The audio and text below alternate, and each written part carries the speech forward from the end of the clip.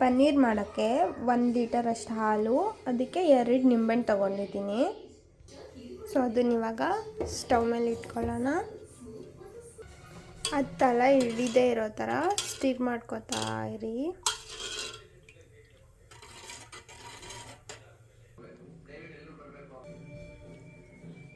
ಹಾಲು ಉಕ್ಕೋದಕ್ಕೆ ಸ್ಟಾರ್ಟ್ ಆಯಿತು. ಸೊ ಇವಾಗ ಇದಕ್ಕೆ ಸ್ವಲ್ಪ ಸ್ವಲ್ಪ ನಿಂಬೆಹಣ್ಣಿನ ರಸ ಹಾಕೋಣ.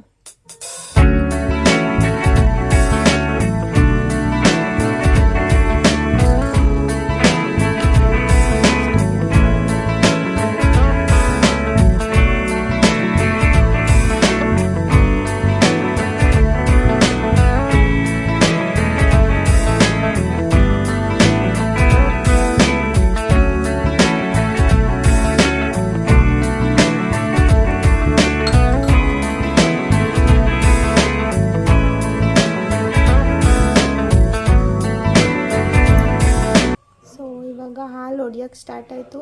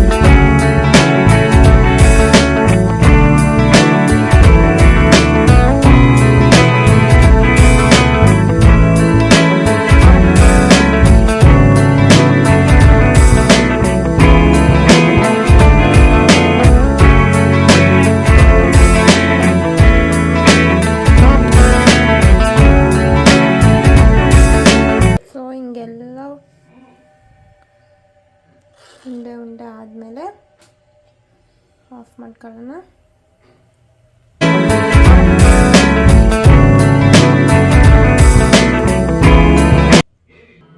ಇವಾಗ ಒಂದು ಕಾಟನ್ ಬಟ್ಟೆ ತಗೊಂಡು ಅದನ್ನು ಸೋಸ್ಕೊಬೇಕು.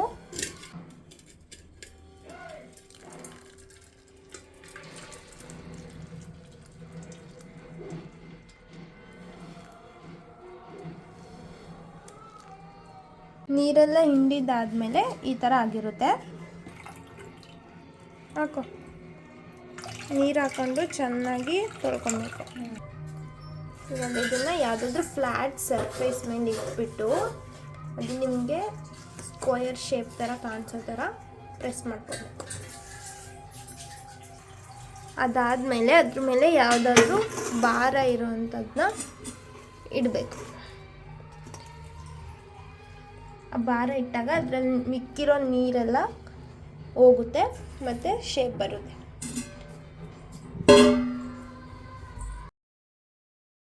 ನೋಡಿ, ಭಾರ ಎಲ್ಲ ತೆಗೆದ್ಮೇಲೆ ಈ ಥರ ಆಗಿರುತ್ತೆ. ಇವಾಗ ಇದನ್ನು ನಾವು ನಮ್ಗೆ ಯಾವ್ಯಾವ ಶೇಪಲ್ಲಿ ಬೇಕೋ ಆ ಶೇಪಲ್ಲಿ ಕಟ್ ಮಾಡ್ಕೋಬೋದು.